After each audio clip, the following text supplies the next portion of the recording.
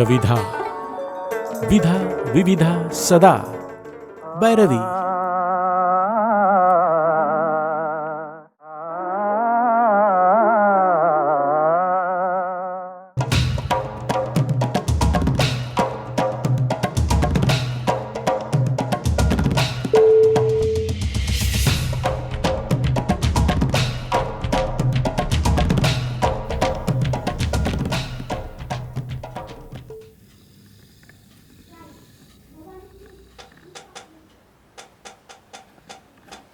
मंडळी नमस्कार, मी विनोद डावरे.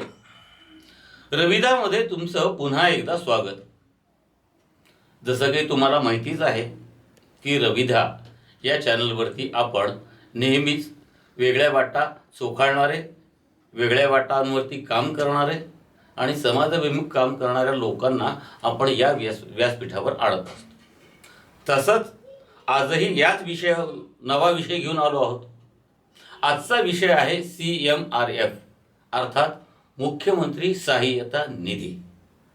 मुख्यमंत्री सहाय्यता निधीसाठी प्रत्येक जिल्ह्याच्या ठिकाणी जिल्हास्तरीय एक कक्ष अधिकारी नेमला आहे.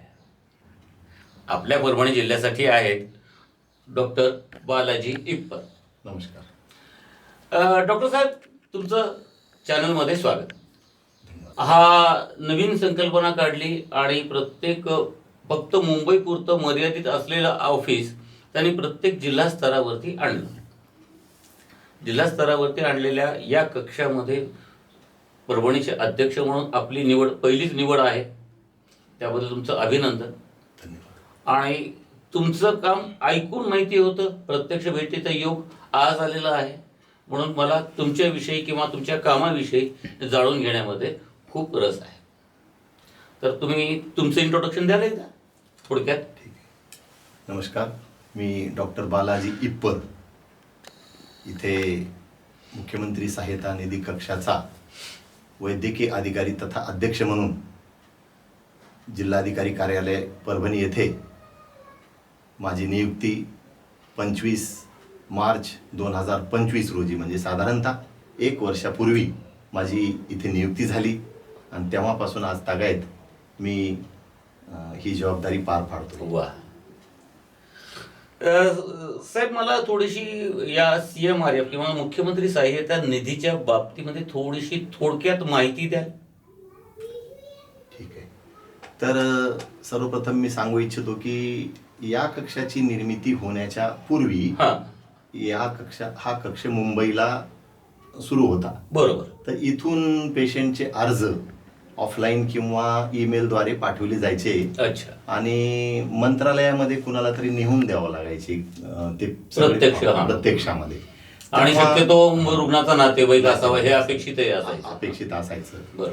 तर मग या प्रोसिजरमध्ये प्रत्येक गोरगरीब रुग्णांना मुंबईपर्यंत जाणं अवघड व्हायचं. बऱ्याच काही अडचणी यायच्या आणि याच्यामध्ये वेळ वाया जायचा. बरोबर. त्याच्यामुळं जेव्हा या कक्षाची जबाबदारी रामेश्वर भाऊ नाईक यांच्याकडं देण्यात आली, मुख्यमंत्री महोदयाने रामेश्वर भाऊ नाईक यांच्याकडं ही जबाबदारी दिली, तेव्हा त्यांना असं वाटलं की आपण कलेक्टर ऑफिसला प्रत्येक जिल्ह्याच्या जिल्हाधिकारी कार्यालयामध्ये एक 3 ते 4 लोकांची टीम, जे की आम्ही ऑलरेडी शासकीय सेवेमध्ये होतात, सगळे कक्षातले मेंबर्स आहेत. टोटल एकूण 36 कक्ष महाराष्ट्रामध्ये तयार करण्यात आलेले आहेत, प्रत्येक जिल्ह्याच्या ठिकाणी, साधारणतः मार्च एप्रिल 2025 मध्ये. आणि सगळ्या कक्षांचं अधिकृत उद्घाटन हे महाराष्ट्र दिनाच्या मुहूर्तावर 1 मे 2025 ला, जसं की आपल्या कक्षामध्ये आदरणीय मेघनादिदी बोर्डीकर पालकमंत्री यांच्या हस्ते अधिकृत उद्घाटन हे 1 मे 2025 रोजी झालेलं आहे. सर्व जिल्ह्याच्या ठिकाणी हे एक महाराष्ट्र दिनाच्या निमित्तानं कक्षाचं उद्घाटन झालेलं आहे.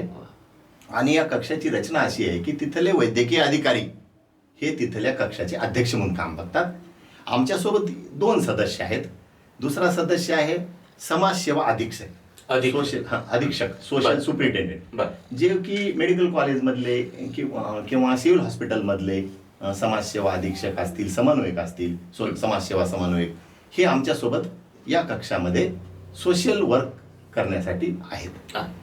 आणि तिसरे क्लरिकल आमच्यासोबत एक क्लर्क आहेत, ते पण शासनाच्या येणार. सेवेतून डेप्युटेड केलेले आम्ही तिघही आहेत. आणि यानंतर कक्षामध्ये समन्वयक, जिल्हा समन्वयक नावाचे एक पद आउटसोर्सिंगनं भरलेलं आहे. बरं. आमच्याकडे अशा 4 जणांचा कक्ष आहे. बरं. आणि या कक्षाच्या माध्यमातून जेव्हापासून हा कक्ष निर्माण झाला तेव्हापासून ही जी मुंबईला अर्ज निघून द्यायची पद्धत होती ही टोटली बंद झालेली आहे. लोकांनी इथंच अर्ज करायचा. आणि अर्जाची प्रोसिजर अशी आहे की सध्या तरी ईमेलवर अर्ज पाठवावा लागतो. आवश्यक असलेले सगळे कागदपत्र एकत्र PDF करायचंय आणि PDF करून ते हॉस्पिटलमधून ईमेल करणं अपेक्षित आहे. काही हॉस्पिटल समजा काही स्टाफ नाही वगैरे या कारणानं करत नसतील तर मग आम्ही करून देतो. अच्छा. आणि काही पेशंट स्वतःच्या ईमेल आयडीवरून पण करू शकतात. काही पेशंट कुठल्या तरी CSC कडे जाऊन त्यांनी स्वतःच ईमेल आयडी, तर तसेही अर्ज आमच्याकडे येतात म्हणजे मुंबईच्या कक्षात जातात. आम्ही इथं फक्त मदत करण्यास बसलेलो आहोत. अच्छा. सँक्शनची अथॉरिटी आम्हाला नाही. अर्ज प्रक्रियेमध्ये अर्जामध्ये काही कागदपत्राची त्रुटी असेल तर ते इथंच सॉर्टिंग करायची, इथंच दुरुस्ती केली म्हणजे मुंबईवाले जी टीम आहे सँक्शनिंग अथॉरिटी यांना तिथं रिजेक्ट करून पुन्हा वेळ वाया जाणार नाही. कारण ह्याच्यामध्ये वेळ वाया जाणं म्हणजे पेशंटचं नुकसान आहे. आपण पुढे चर्चेत सांगणारच आहोत की जसं की इप्पर साहेबांनी सांगितलं की मुंबईमध्ये अर्ज अगोदर द्यावे लागत होते, रुग्ण जावे लागत. त्यावेळेस एक फार नावाजलेलं नाव होतं, ते म्हणजे मंगेश चिवटे.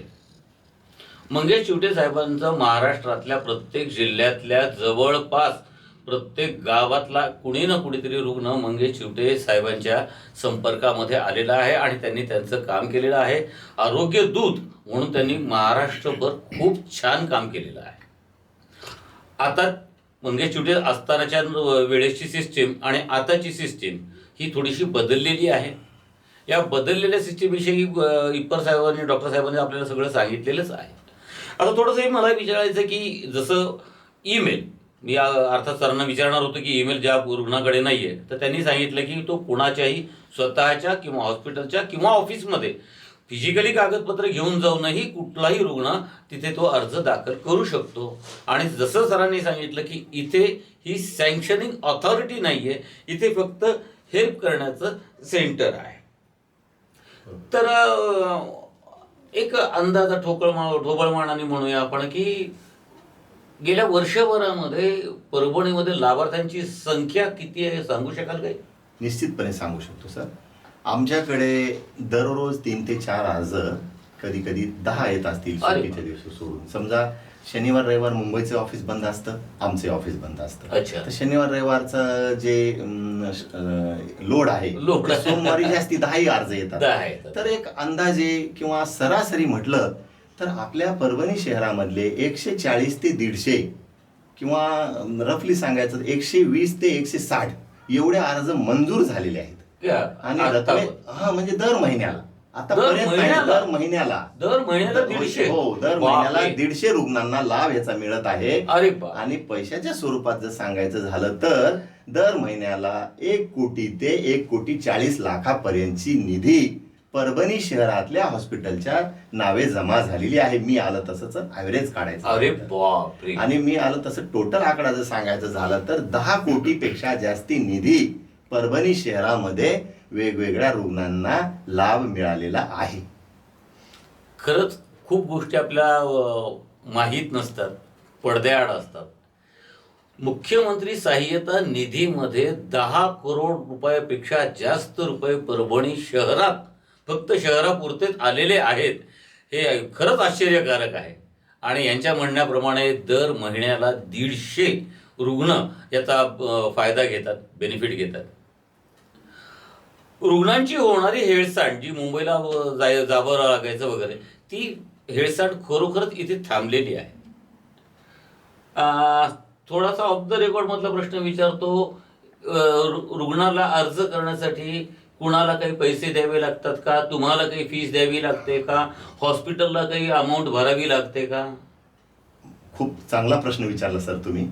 कारण या बाबतीमध्ये आमची निवडच मुळात या कारणानं केलेली आहे राज्य कक्षाने की जे वैद्यकीय अधिकारी कुठेतरी प्रामाणिक आहेत आम्हाला अगदी चाळून चाळून सगळ्या महाराष्ट्रातले डॉक्टर्स असे घेतलेले आहेत की कुठंतरी सामाजिक कामाची आवड असणारे लोक आणि जे सर्व्हिसमध्ये असून सुद्धा प्रामाणिकपणे काम करू शकतील अशा लोकांनाच प्रत्येक कक्षामध्ये बसवलेलं आहे. मी माझ्या बाबतीत तर सांगतो, परंतु महाराष्ट्रातले इतर ओळखीचे माझ्या जे काही परिचयातले आहेत सगळे डॉक्टर चांगलं प्रामाणिक काम करणारे आहेत. सगळा कक्ष आमचा प्रामाणिकपणे काम करणार आहे. आमच्या कक्षात कोण्याही पेशंटला एकही रुपये कधीही मागितला जात नाही.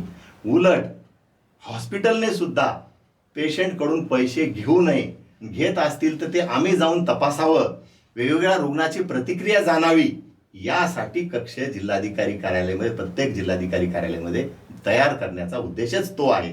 याच्यामध्ये पेशंटला कसलाही भुर्दंड बसू नये. हॉस्पिटलच्या खात्यात रक्कम येते तर हॉस्पिटलनी मदत करणं आवश्यक आहे. आपल्या कलेक्टर महोदयांकडे सुद्धा जेव्हा मी सांगितलं तर कलेक्टर महोदयांनी मला सांगितले की तुम्ही हॉस्पिटलला जे काही आजाराची यादी आणि आवश्यक कागदपत्राची यादी हे डिस्प्ले करायला सांगा. अच्छा. तर काही हॉस्पिटलने ऑलरेडी डिस्प्ले केलंय. अजूनही आम्ही विनंती करतोय की हे तुम्ही डिस्प्ले करा. लोकांना सांगत बसण्यापेक्षा ते दर्शनी भागात दिसलं पाहिजे की काय आजार आहेत. मुख्यमंत्री योजना आमच्याकडे सोय आहे, एक लिहा, आजाराची यादी लावा आणि लागणाऱ्या कागदपत्राची यादी लावा. याच्यात कोणालाही एकही रुपये द्यायची गरज नाही. मी 1 वर्षाच्या काळात गॅरंटीनं सांगतो, आमच्या कक्षातला मी तर नाहीच पण कुणालाही एकही रुपये मागितला नाही. वा, अत्यंत पारदर्शक अशी ही प्रक्रिया आहे. डॉक्टर साहेबांनी सांगितलं की या प्रक्रियेमध्ये कुणालाच 1 रुपया सुद्धा एक्स्ट्रा देण्याची आवश्यकता नाही आहे. या बाबींसाठी कुठलीच फीस नाही आहे. ना ती हॉस्पिटलच्या मार्फत घेतली जाते, ना कुणा व्यक्तीच्या मार्फत घेतली जाते, ना यांच्या ऑफिसमध्ये घेतली जाते. त्यामुळं रुग्णांना विनंती आहे की मुख्यमंत्री सहाय्यता निधी मिळवून देतो या नावाखाली कुणी 2,000, 1,000, 5,000 रुपये मागत असतील तर कृपया देऊ नका. मागणाराची तक्रार थेट तुम्ही ज्या हॉस्पिटलमध्ये आहात तिथल्या डॉक्टरांशी करा किंवा मग डॉक्टर इप्पर यांच्याशी थेट संपर्क साधून करा. ते तुम्हाला कागदपत्रांसाठी तुम्हाला मदत करतील. जसं आता विचार आलो, अडचण येते ती कुठे तर फक्त कागदपत्रांची. सर्वसामान्य रुग्णांना कागदपत्र कुठली लागतात हे माहीत नसतं आणि त्यांच्या माहिती नसण्याचाच गैरफायदा घेतात काही मधली लोक. तर मला हे म्हणायचं की या निमित्ताने मुख्यमंत्री सहाय्यता निधी मागण्यासाठी लागणाऱ्या कागदपत्रांची यादी जर तुम्ही आम्हाला सांगितली तर तीही आमच्या थेट प्रेक्षकांपर्यंत पोहोचेल. बरोबर आहे सर. तर फार मोजके कागदपत्र लागतात. सगळ्यात महत्वाचं आहे की हे क्लिष्ट प्रक्रिया नाहीच आहे. बरं. मिनिमम डॉक्युमेंट्स काय डॉक्युमेंट्स आहेत. सर्वात महत्वाचा मुद्दा आहे की याला 1,60,000च्या मधलं वार्षिक उत्पन्न असणारा लाभार्थी पाहिजे. ओके. तहसील कार्यालयाचं उत्पन्नाचं प्रमाणपत्र लागल, व्हॅलिड टिल मार्च एंड. जसं आता अर्ज करायचा तर 31 मार्च 2026 पर्यंत व्हॅलिड असलेलं आणि ते CSC सेंटर वाले 1 ते 2 दिवसात काढून देतात. पण डिजिटल साईन असते. तर हे कागदपत्र काढायला 1-2 दिवस सफिशियंट आहेत. पण त्याच्यानंतरचं दुसरा कागद महत्वाचा आमचं कागदपत्रामध्ये आहे ते म्हणजे रेशन कार्ड. रेशन कार्ड कुठलंही चालेल, पांढरं, पिवळं, केशरी, कोणतंही रेशन कार्ड असणं गरजेचं आहे. तिसरा कागदपत्रामधला महत्वाचा भाग आहे आधार कार्ड. रुग्णाचं आधार कार्ड महाराष्ट्राचा रहिवासी असणं बंधनकारक आहे. समजा दुसऱ्या स्टेटचा इथे येऊन कामाला निमित्त वगैरे एखादा पेशंट आला असेल, या योजनेचा लाभ मिळणार नाही. कंपल्सरी आहे महाराष्ट्राचा रहिवासी पाहिजे. 3 कागदपत्र महत्वाचे आहेत. उत्पन्नाचा दाखला तहसीलचा, दुसरं कागदपत्र रेशन कार्ड कोणतंही असेल मग ते. आणि रेशन कार्डमध्ये सुद्धा कधी कधी अशी चूक होत आहे की तो मोठा 10-12 अंकी जो नंबर आहे, RC नंबर, तो ऑनलाईन दिसणं महत्वाचं आहे. कधी कधी जुनं कार्ड आहे, त्याचं ते KYC केलेलं नाही, ऑनलाईन मध्ये दिसत नाही, अशा केसेस रिजेक्ट होत आहेत. तर जनतेने ही काळजी घेतली पाहिजे की ते ऑनलाईन मध्ये नाव आहे का रेशन कार्ड मध्ये, हे महत्वाचं आहे. आणि तिसरं कार्ड आधार महत्वाचं आहे. आधार कार्ड पेशंटचं तर लागेलच, परंतु जो कोणी नातेवाईक अर्जदार आहे, नात्यातलं किंवा मित्र कुणीही अर्ज करू शकतो. अरे वा. एखाद्याला नातेवाईक जवळचा नाही, त्याचा मित्र अर्जदार असू शकतो. अच्छा. तर ते अर्जदाराचं पण आधार कार्ड लागणार आहे, अर्जदाराचा मोबाईल नंबर लागणार आहे, कारण तिथून पुढचं सगळं ट्रॅकिंग त्या मोबाईलवर येणार आहे. अच्छा. त्यांना मेसेज येणार आहे सुरुवातीला, your application has been received नावाचं एक मेसेज येऊन, and your application number is आणि त्याच्या पुढे एम नावाचं कॅपिटल अल्फाबेट आहे. तर त्याला आपण एम नंबर संबोधतो. एम नंबर मिळणं म्हणजे 50% काम होणं आहे जवळपास. अच्छा. आणि एम नंबरच नाही मिळाला तर ते एम नंबर का नाही मिळाला म्हणून जेव्हा आमच्याकडे लोक येते तेव्हा आम्ही त्याचा पाठपुरावा घेऊन फॉलोअप साठी केस पाठवतो. आणि मग तिथं जर काही कागदपत्राची त्रुटी नसेल तर अगोदर एम नंबर येतो. एम नंबर आल्याच्या नंतर पुढं प्रोसेस आहे. कागदपत्र मुंबईचे आमच्या टीमचे डॉक्टर्स तपासतात, तर त्याच्यानंतर येते सेंड टू डॉक्टर. अच्छा. म्हणजे ट्रॅकिंग होते. अर्जाच्या सद्यस्थितीमध्ये पुढे येतं सेंड टू डॉक्टर, म्हणजे तिथल्या डॉक्टरांकडे. मग त्याच्यानंतर अजून एक येतं सेंड टू टेलिफोनिक व्हेरिफिकेशन. याचा अर्थ आहे टेलिफोनिक व्हेरिफिकेशन म्हणजे पेशंटच्या नातेवाईकाचा जो नंबर तुम्ही अर्जावर दिलाय त्यांना फोन येणार आहे आणि त्याला विचारणा होणार आहे की खरंच पेशंट आहे का या हॉस्पिटलमध्ये. त्याला सरळ सरळ अगोदर तुम्ही कोण आहेत काय विचारणार आहेत आणि त्यांना विचारणार आहेत की हॉस्पिटलमधून सुट्टी झाली का. सगळ्यात महत्वाचं या योजनेचं वैशिष्ट्य आहे की पेशंटला सुट्टी झाल्यावर निधी दिला जात नाही. ह्याच्यामध्ये पेशंट ऍडमिटच पाहिजे. थोडक्यात सांगायचं तात्पर्य म्हणजे गोरगरिबांना तिथून सुट्टी घेण्याच्यासाठी जो पैसा लागतो तो जर नसेल तो मुख्यमंत्री निधीमधून त्यांचं बिल भरण्यासाठी दिला जाणार आहे आणि उर्वरित जे काही बिल आहे ते त्यांनी पे करून हॉस्पिटलमधून सुट्टी घ्यायची आहे.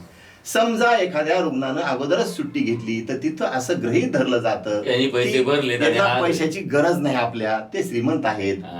ही योजनाच गरिबासाठी आहे मुळात, म्हणून त्याच्या ट्रॅकिंग सिस्टीम मध्ये. मग ते सेंड टू टेलिफोनिक व्हेरिफिकेशनच्या नंतर ते जर व्यवस्थित वाटलं तर लगेच सेंड फॉर अप्रुव्हल येईल.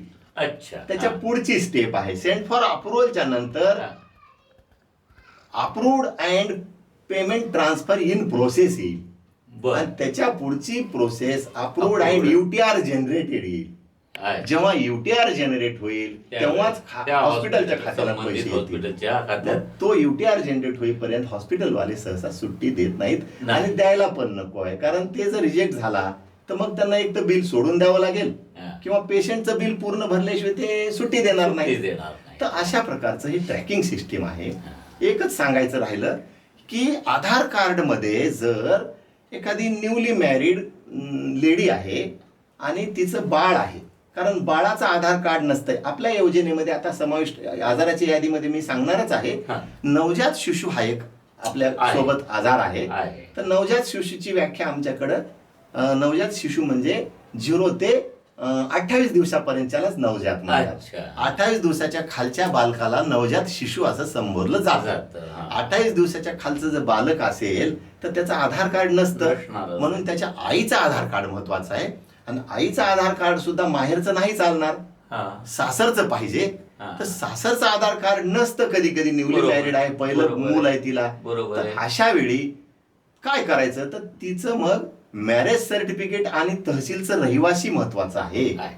मग या केसमध्ये ती महिला परराज्यातली असली तरी सुद्धा हात सुरू लागेल. तिनं जर इकडे लग्न केलं असेल, इथली परराज्यातली महिला आहे, ती महाराष्ट्रामध्ये लग्न करून आली आहे, पण तिच्यासाठी हाच क्रायटेरिया. पण महाराष्ट्राचं आधार कार्ड पाहिजे, महाराष्ट्राचं रेशन कार्ड पाहिजे, आणि नसेल रेशन कार्ड तर तिचं रहिवासी पाहिजे, तहसीलचं रहिवासी आणि मॅरेज सर्टिफिकेट. एवढी कागदपत्र महत्वाची आहे. आणि बाळाच्या बाबतीत फक्त 28 दिवसाच्या खालच्या आहे, आणि बाकी मग तिच्या माहेरचा असून उपयोग नाही, सासरच असणं महत्वाचं आहे. आणि रेशन कार्ड मध्ये सुद्धा सासरच्या नावाचा तिच्या उल्लेख पाहिजे असं महत्वाचं आहे. आणि ज्याच्या नावाचं तुम्ही उत्पन्न देत आहे त्याचं नाव सुद्धा रेशन कार्ड मध्ये पाहिजे. तर इप्पर साहेब, याच्यामुळं माझ्याही नॉलेजमध्ये भर पडली. 2-3 गोष्टींची खूप खरोखरच भर पडली.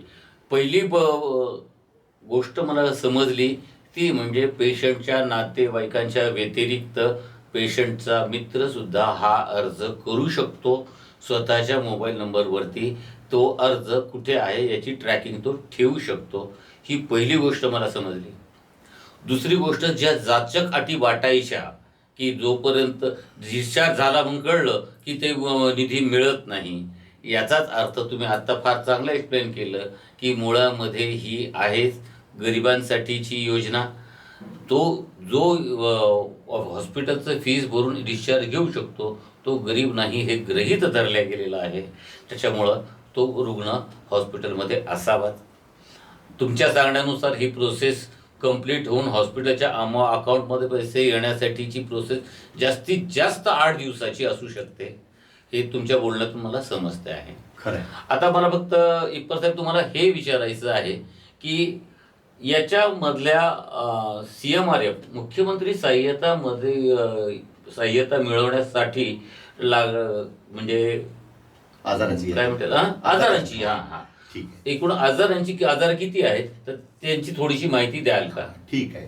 कारण ही जी योजना आहे मुख्यमंत्री सहायता निधी, याच्याकडे 20 हेड खाली पैसे दिले जातात. बरं. त्यातल्या त्यात 20 हेड मध्ये सुद्धा 1-2 कॉमन हेड आहेत. म्हणजे टोटल एक साधारणतः 17-18 आजार आहेत.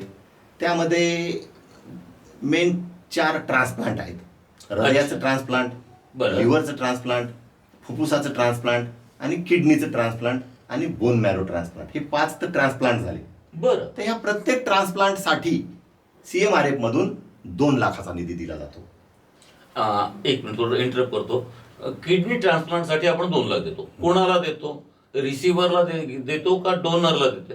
नाही, डोनरला नाही, रिसिव्हरला, पेशंटला. हा निधीच आहे पेशंट. ओके. तर पेशंटसाठी ज्या हॉस्पिटलमध्ये होणार तेवढं आयदर त्यांनी डोनरसाठी वापरा की रिसिव्हरसाठी वापरा. पेशंटसाठी. पण पेशंटसाठी 2 लाख रुपये आपण किडनीसाठी. म्हणजे जिथे 10-15 लाखाचा खर्च अपेक्षित आहे त्यातला 1-2 लाखाचं रिलीफ आपल्याला मिळू शकतो. परंतु याच्यात स्पेशल केस केली. स्पेशल केसचं वेगळा क्रायटेरिया आहे. आता मी जे तुम्हाला डॉक्युमेंट सांगितले याच्यानंतर काय, स्पेशल केस सांगण्यापूर्वी आधी निधी किती मिळतो हे सांगतो सगळ्या आजारांचा आमच्या थोडक्यामध्ये. कारण हे ट्रान्सप्लांट झाले, बोन मॅरो ट्रान्सप्लांट एक आहे. अच्छा. त्याच्यानंतर क्वाक्लिअर इम्प्लांट आहे. 2 वर्षापासून 6 वर्षाच्या बहिरेपणाचं जे मूल असतं त्याच्यासाठी क्वाक्लिअर इम्प्लांट लागतं. कानामध्ये अंतर्कर्णमध्ये एक इम्प्लांट असतं. त्याच्यासाठी 3 लाखाचा निधी दिला जातो. बरं. आता यानंतरचे जे काही आजार आहेत ते 1 लाख आणि 50,000 मध्ये विभागले आहेत. 1 लाख मिळणारे आजार कोणते?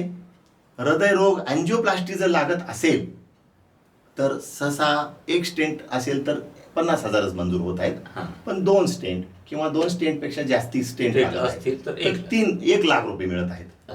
त्यानंतर कुठलंही ऑपरेशन, समजा मेंदूचं ऑपरेशन आहे, 1 लाख रुपये निधी दिला जाईल. कॅन्सर सर्जरी आहे, 1 लाखाचा निधी दिला जाईल. हिप जॉईंट रिप्लेसमेंट, AVN आहे, नेक्रोसिस आहे कमरेतल्या हाडाचा, आणि त्याला जर THR लागत असेल, टोटल हिप रिप्लेसमेंट, तर त्याच्यासाठी 1 लाखाचा निधी दिला जातो. नी जॉईंट रिप्लेसमेंट आहे, त्याला 50,000चा निधी दिला जातो. अरे वा. लहान बालकांच्या शस्त्रक्रिया आहेत, एखादी महागडी शस्त्रक्रिया असेल, आपण निओनेट बघितलं तर निओनेट म्हणजे 28 दिवसाच्या वरचा आहे पण ऑपरेट लागत आहे. ऑपरेट सोडून इतर आजाराला नाही. ऑपरेशन लागत असेल तर त्याला काय केलेलं आहे, 1 वर्ष ते 14 वर्ष पर्यंत इन्क्लूड केलेलं आहे. तर त्याच्यासाठी 1 लाखापर्यंत मॅक्झिमम, आणि बाकी मग 50 ते 1 लाख, किंवा एखाद्याला कमी खर्च येत असेल 30,000 मिळतील. मॅक्झिमम लिमिट 1 लाखाची. आमच्यासोबत अजून आहे बर्न. बर्न मध्ये सुद्धा आपल्याला निधी 1 लाखापर्यंत दिला जाईल जर ऑपरेशन लागत असेल तर. ऑपरेशन आणि बघ, विदाऊट ऑपरेशनचा जर पेशंट आहे, मॅनेजमेंट आहे, ड्रेसिंग आहे, ICU आहे, तर त्याला 50,000 60,000 खर्च बघून दिला जाईल. पण बर्न मध्ये, आणि आपल्याकडे अजून सांगायचं एक राहिलं, मोटरसायकल अपघात कव्हर आहे. रस्ते अपघात आणि अपघात शस्त्रक्रिया असे 2 हेड आहेत. पण या अपघातामध्ये फक्त 2 व्हीलर ऍक्सिडेंट्स आर कव्हर्ड. बरं. 4 व्हीलर नाही, 3 व्हीलर नाही, ऑटो नाही, ट्रक नाही, ट्रॅक्टर नाही, अरे बैलगाडी नाही. अरे बापरे. ह्याच्या बाबतीमध्ये आम्ही थोडं कक्षाकडे केली होती विचारणा, परंतु ते क्रायटेरिया त्यांनी सांगितलं की नाही, 2 व्हीलर ऍक्सिडेंटला पैसे दिले जातात. कारण बाकीच्या अपघातामध्ये काय होणार आहे, थर्ड पार्टी इन्शुरन्स असतं, अच्छा. कार आहे, ट्रक आहे, हा. तर तिकडून निधी मिळू शकतो ना पेशंटचा खर्च.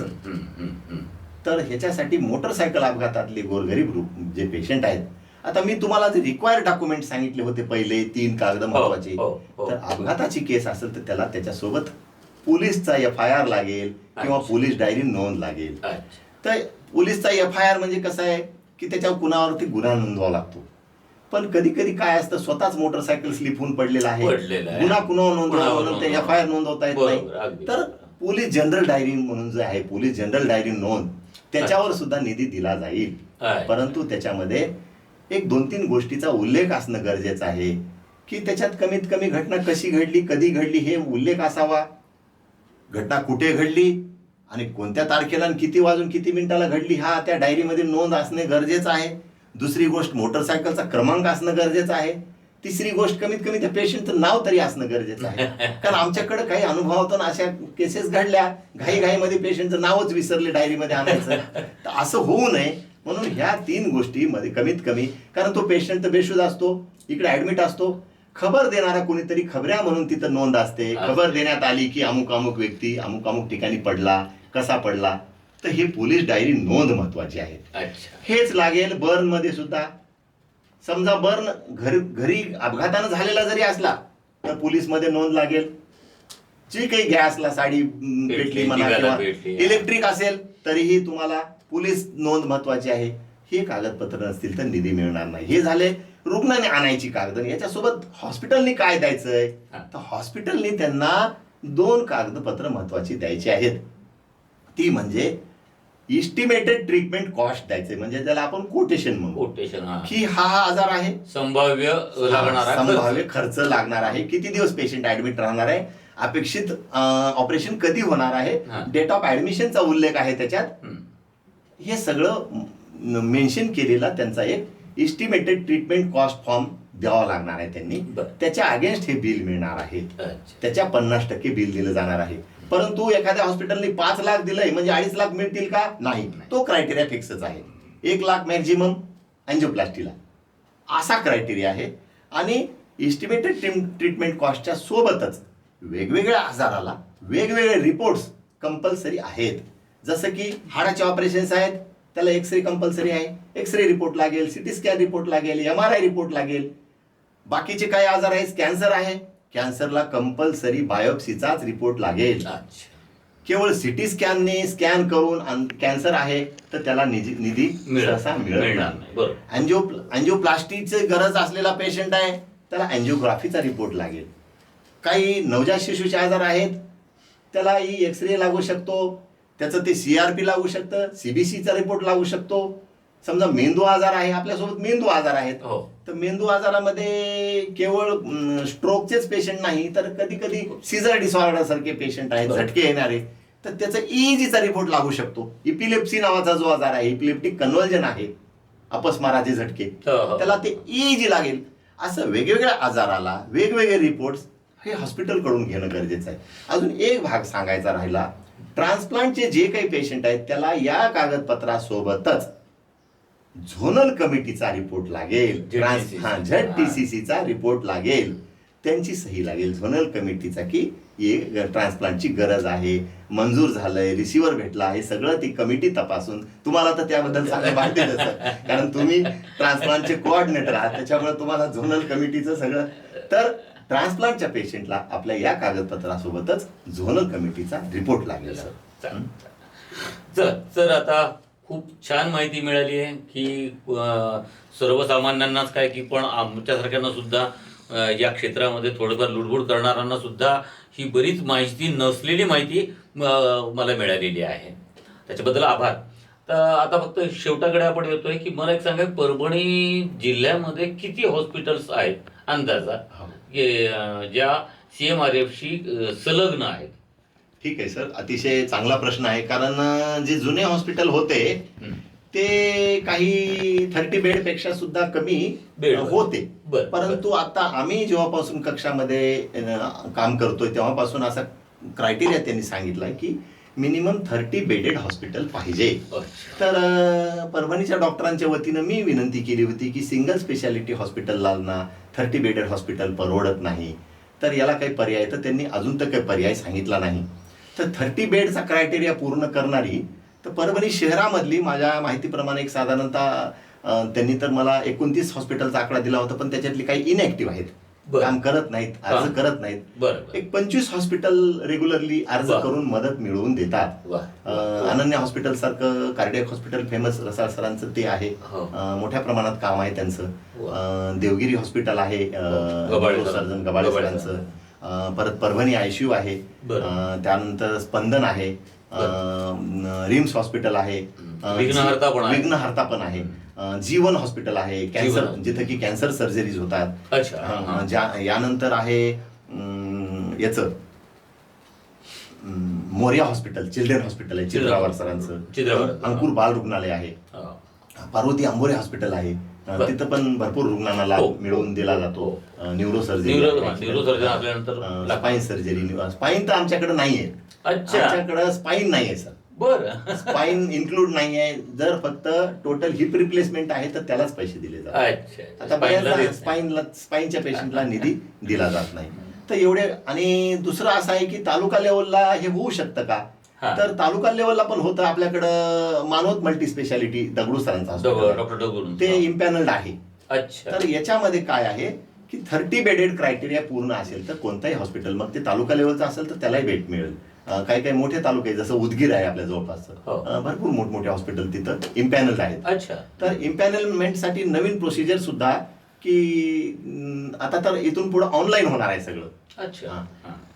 एक सांगायचा भाग राहिला की आता रिसेंटली आमच्या स्टेट कक्षाकडून 1-2 ऑनलाईन मिटिंग झाल्या 7 मार्चला आणि 17 मार्चला. तर त्यांनी पूर्ण इम्पॅनल्ड हॉस्पिटलची सुद्धा सहभाग घेतला होता त्याच्यामध्ये. आणि त्यांनी सांगितलं की हा जो ईमेल अर्ज करायचा जो सध्याचं सिस्टीम आहे ही बंद होणार आहे. एक पोर्टल डेव्हलप केले त्यांनी. अरे वा. या पोर्टलवर प्रत्येक हॉस्पिटलला लॉग इन ID आणि पासवर्ड दिला जाणार आहे.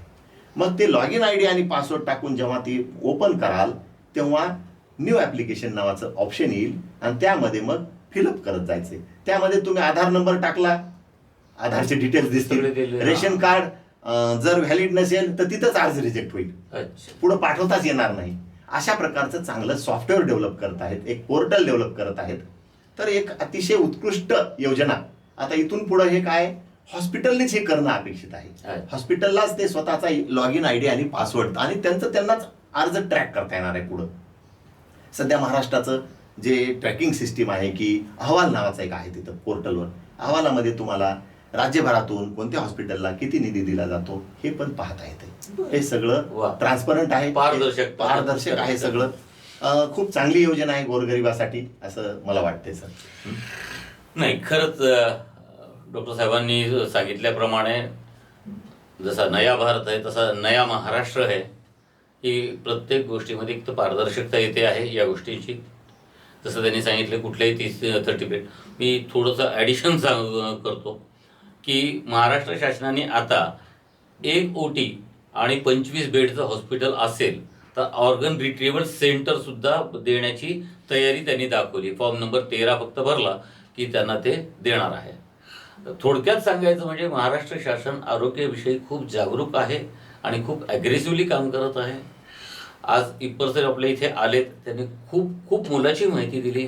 आता फक्त शेवटी जाता जाता एक प्रश्न तुम्हाला फक्त विचारतो की साहेब 1 वर्ष झालेलं आहे, कायमच गंभीर रुग्णांच्या सहवासात तुम्ही असाल, पण या 1 वर्षाच्या काळामध्ये एखाद दुसरा काहीतरी चांगला किस्सा घडलाय का? नाही, खूप किस्से असतात. जसं की एक किस्सा म्हणजे फेसबुकवर आमचे मित्र डॉक्टर सुभाषराव कदम जे जिल्हा परिषद सदस्य आहेत, त्यांच्या फेसबुक वॉलवर मी पाहिलं की अत्यंत होतकरू एक मुलगा आहे, त्याचं नाव माधव मंचकराव सूर्यवंशी. आणि त्या फेसबुकवर त्यांनी आवाहन केलं होतं की अत्यंत गरिबीची परिस्थिती आहे, त्याला मदत करा तुम्ही. तर मग मी तुरंत त्यांना लगेच फोन लावला कदम सर, आणि फोन लावून म्हटलं सर फेसबुकवर किती निधी मिळू द्या, परंतु 1 लाखाचा निधी मी मिळवून देतो. ते म्हणे डॉक्टर ते अवघड असते ना, कागद काढणं हे ते, त्याच्याकडे काय पोलीस डायरी, पोलीसचं कंप्लेंट करायला मोटरसायकलचं ते ज्याची गाडी होती तो थोडा विरोध करतो हे ते. मी म्हटलं गुन्हा कुणावरही नोंदवू नका, तो स्वतःहून पडलाय, योगायोगी त्यात स्वतःहून पडलेलाच होता. तर या केसमध्ये सोपं होतं डॉक्युमेंट काढणं. तर त्याच्या एका मित्राने मदत केली. मी स्वतः त्या पेशंटला भेटायला गेलो. अरे वा. आणि त्या मुलाचं 1,00,000 रुपयाचा निधी मी मिळवून दिला. तर ते मुलाची, मी जेव्हा हॉस्पिटलमध्ये भेटायला गेलो तर तिथं त्याची एकटी आई होती, सोबत कुणी नव्हतं. आई वडील मजुरी करतात, तो एका वॉटर प्लांटवर काम करतो. मग आणि तो मुलगा तर बेशुद्ध होता. तर मी त्या आईला धीर दिला की कागदपत्र लागायला काही जरी अडचण असेल तर मी मदत करतो म्हटलं, आणि पूर्णतः मदत करून दिली. दुसरा किस्सा असा आहे की नंदुरबार जिल्ह्यातल्या एका आदिवासी पाड्यामधले लोक इकडे आले होते पाथरीला, ऊसतोड काम, सगळे ऊसतोड मजूर. आणि एक दिव्यांग व्यक्ती, साधारणतः 18 ते 20 वर्षाचा मुलगा दिव्यांग, तो सुद्धा ऊसतोड मजूर, आणि त्याला मेंदू आजार झाला, स्ट्रोक आला. मग पाथरीच्या काही हॉस्पिटलमध्ये त्याचा इलाज झाला नाही म्हणून इथं रिम्स हॉस्पिटलमध्ये ऍडमिट झाले. तर त्याला सुद्धा आपण मदत मिळवून दिली त्या आदिवासी व्यक्तीला. असे भरपूर किस्से आहेत. खूप खूप गोरगरिबातला मदत मिळते. जाता जाता तुम्हाला अजून एक सांगू इच्छितो की तिथं बसून आम्ही केवळ CMRFचंच काम करत नाहीत, तर शासनाच्या इतर आरोग्य योजनाची सुद्धा माहिती देणं आमचंच काम आहे. समजा एखादा पेशंट आहे, त्याला जर स्पाईनसाठी आलाय तो, तर त्याला आमचं काम आहे म्हणणं की तू महात्मा ज्योतिबा फुले योजनेतून काम कर, माझ्याकडे नाही, आमच्याकडे 20च आजार आहेत, ठीक आहे, पण तुम्हाला अजून आम्ही सांगू. किंवा इथले जे तिथले कोऑर्डिनेटर आहेत, डॉक्टर संदीप गाडेकर म्हणून इथं सिव्हिल हॉस्पिटल असतात, त्यांचा नंबर देतो, त्यांना मी स्वतः फोन करतो की हा आजार आपल्या योजनेत बसतो का. काही काही आजार माझे अनुभव सांगतो. लहान बालकाचा हृदयाचे छिद्र म्हणून आमच्याकडे आले, तर त्यांना मी सांगितलं आमच्या योजनेतून जास्तीत जास्त 1,00,000 मिळतील, परंतु तुम्ही RBSK मधून केलं तर पूर्णच फ्री होईल. अरे, राष्ट्रीय बाल स्वास्थ्य कार्यक्रम नावाची योजना आहे, अत्यंत चांगली योजना. 0 ते 18 वर्षापर्यंतच्या बालकांच्या सगळ्या शस्त्रक्रिया मोफत होतात. हृदयाला छिद्र असण्याचा जे VSD क्लोजर नावाचा प्रकार आहे, यासाठी काही हॉस्पिटल्सनी इथून त्या पेशंटचे नातेवाईकाला एका व्यक्तीच्या तिकिटासहित सोय केलेली आहे, तिथं राहण्याच्या सहित सोय केलेली आहे, आणि लागणाऱ्या मेडिसिन सहित सगळं फ्री मिळतं. म्हणजे ही योजना सांगणं आमचं काम आहे. RBSK मध्ये बसतं का, प्रधानमंत्री जन आरोग्य योजनेमध्ये बसतं, आयुष्यमान भारत मध्ये, आता हे सगळं इंटिग्रेटेड केलेलं आहे. आयुष्यमान भारत, महात्मा ज्योतिबा फुले आणि प्रधानमंत्री जन आरोग्य, हे सगळं एका छताखाली इंटिग्रेटेड केलेलं आहे. आणि त्या योजनेची माहिती सुद्धा आम्ही देतो. त्याच्यामध्ये बसत नसेल तर आमचं, आणि आमच्या योजनेमध्ये सुद्धा फर्स्ट क्रायटेरिया आहे, ते त्याच्यात जर बसत नसेल तर इमर्जन्सी म्हणून आमच्याकडे आहे. ही एवढी चांगली योजना आहे. विषय निघालाच आहे म्हणून विचारतो. थायलेसिमिया, आमचे एक पिंपळगावकर, लक्ष्मीकांत पिंपळगावकर, तर ते थायलेसिमियासाठी खूप करतात. तर थायलेसिमियाच्या रुग्णांसाठी सुद्धा आपल्याकडनं मदत होते. हो, ते विशेष म्हणजे पिंपळगावकर सरांनी बेंगलोरचं हॉस्पिटल सुद्धा इम्पॅनल करायला लावलं. महाराष्ट्राबाहेरचे मोजके हॉस्पिटल आहेत, बेंगलोरचे काही आणि हैदराबादचे काही हॉस्पिटल्स इम्पॅनल केलेले आहेत शासन स्तरावर पाठपुरावा करून की हे पेशंट तिथंच जातात. महाराष्ट्रात एकच आहे, आपला निधी 2 लाख मिळतो, खर्च जास्ती असतो. तर पिंपळगावकर सर काही केसेस मध्ये स्पेशल केस करून त्यांना जास्तीचा निधी पण मिळवून देतात. आता स्पेशल केस बद्दल सांगायचं झालं तर मुख्यमंत्री महोदयाची सही लागते. स्थानिक आमदाराचं जे काही पत्र आपण देतो तर त्याच्यावर ते सगळं प्रकरण वाचून स्वतः मुख्यमंत्री महोदय सही करतात, आणि किती वाढीव रक्कम द्यायची त्याच्यानंतर ठरवलं जातं. असा हा एकदम चांगला आणि हे त्वरित मिळणारं इन्स्टंट फंड आहे. तुला एक काळ होता की आम्ही आमच्या लहानपणी म्हण ऐकलेली होती, सरकारी काम 6 महिने थांब. पण आता सरकार म्हणा किंवा इप्पर साहेबांसारखे काही अधिकारी म्हणा, या म्हणीच्या सगळ्या धज्जियां उडवत आहेत. सरकारी काम 6 महिने थांब नाही, 6 मिनिटामध्ये काम करत आहेत. जिथे काम होत नाही तिथे मार्गही दाखवत आहेत. खरंच पुन्हा एकदा म्हणावं असं वाटतं, अशा अधिकाऱ्यांची गरज सगळ्या महाराष्ट्रातल्या प्रत्येक ठिकाणी आहे. डॉक्टर इप्पर सर, तुम्ही आलात, एवढी माहिती दिली, आणि त्याच्याबद्दल खरोखर रविदा चॅनलतर्फे तुमचे खूप खूप आभार, आणि तुम्हाला तुमच्या पुढच्या कामाला खूप खूप शुभेच्छा. धन्यवाद. खरंच मी पण रविदा चॅनलला खूप आभारी आहे, कारण तुम्ही मला इथं निमंत्रित केलं आणि ही जी माहिती माझ्याकडून जाणून घेतली. खरं तर माझा पिंडच आहे की मी अवेअरनेस प्रोग्राम खेडोपाडी माझ्या ड्युटी नसलेल्या दिवशी, सुट्टीच्या दिवशी सुद्धा खेडोपाडी जाऊन मी अवेअरनेस प्रोग्राम करत आहे. कारण वाईट वाटतं जेव्हा एखाद्या साध्या कागदामुळं जर एखाद्या पेशंटचा निधी केवळ माहिती नसल्यामुळं मिळत नसेल तर आपल्याला वाईट वाटतं. हे निधी मिळण्यासाठी आणि मी तिथं प्रत्येक अर्ज वाचून बघून व्यवस्थितच सगळ्यांचे अर्ज पुढं पाठवण्याचा प्रयत्न करतो. मी तुमचा पुन्हा एकदा आभार मानतो की तुम्ही मला इथं बोलवलात आणि कारण तुमच्या माध्यमातून ही भरपूर लोकांपर्यंत माहिती जाणार आहे आणि भरपूर लोकांपर्यंत जेव्हा माहिती जाईल तो त्याचा मला आनंदच होणार आहे. धन्यवाद. मंडळी, ही मुलाखत तुम्हाला कशी वाटली याबद्दल कॉमेंटमध्ये आवर्जून सांगा. आम्ही तुमच्या कॉमेंटची वाट पाहत आहोत. नमस्कार.